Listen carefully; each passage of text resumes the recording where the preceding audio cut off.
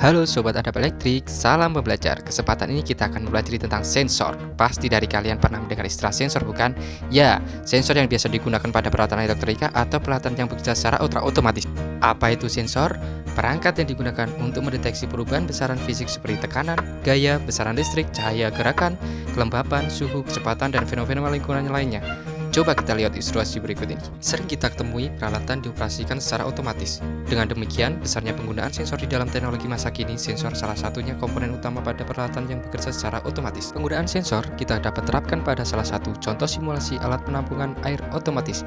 Bagaimana peran sensor di dalam alat ini?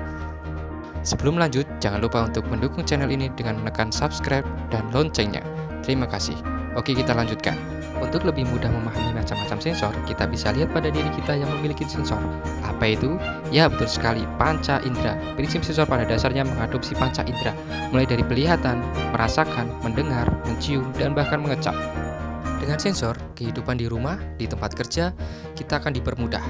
Misal, kita berkendara ke tempat kerja, lampu lalu lintas di persimpangan dikendalikan oleh sensor yang ditaruh di jalan. Sensor ini mendeteksi kedatangan kita di persimpangan atau saat kita pergi ke toko, supermarket, mall, pintu terbuka otomatis tanpa membuka atau menyentuh pintu tersebut.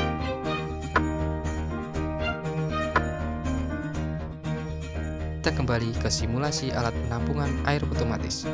Dengan sensor kita bisa melihat suhu air dan tekanan air pada penampungan.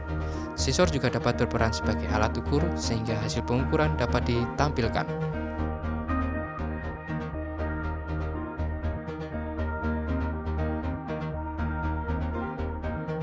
Di dalam simulasi alat ini, sensor juga bisa dimanfaatkan sesuai dengan sifat khasnya untuk mendeteksi. Apa itu? Sensor level, sensor suhu, sensor pendeteksi aliran, tekanan, kecepatan, dan posisi. Sensor terbagi menjadi dua jenis, antara lain sensor pasif, sensor aktif. Sensor pasif memerlukan sumber daya eksternal untuk beroperasi, sedangkan sensor aktif tidak perlu sumber daya eksternal. Salah satu contohnya, termokouple adalah sensor aktif yang tidak perlu daya eksternal. Ketika terkena peningkatan suhu, maka akan timbul peningkatan tegangan pada termokouple tersebut. Contoh lain, sensor piezoelektrik, alat untuk mengukur perubahan tekanan, percepatan, regangan, atau kekuatan. Resistansi termodetektor atau RTD adalah sensor pasif yang mengandalkan hambatan saat adanya perubahan suhu. Saat mengoperasikan, memerlukan sumber daya eksternal untuk menghasilkan perubahan tegangan.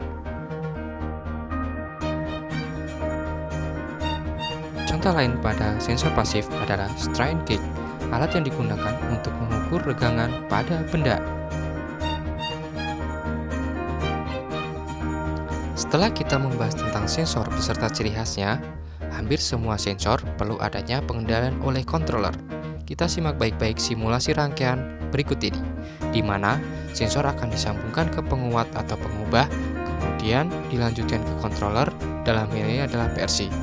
Contohnya, saat termokouple dipanaskan hingga suhu 0 sampai 450 Fahrenheit, maka tegangan yang dihasilkan kecil, hanya 8 sampai 18 mV.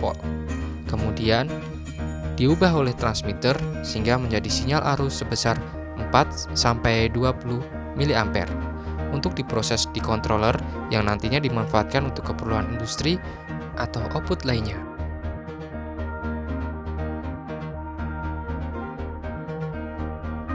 Demikian kerja sensor yang banyak dimanfaatkan dan ditemui di kehidupan sehari-hari. Pada intinya, sensor bekerja sesuai apa yang diperlukan manusia, seperti bisa melihat, merasakan, mendengar, mencium, dan bahkan mengecap. Sekian penjelasan singkat tentang sensor. Semoga penjelasan singkat ini dapat bermanfaat untuk kalian semua. Sobat Elektrik, banyak belajar, belajar banyak, memudahkan kita dalam menjalani kehidupan. Sekian.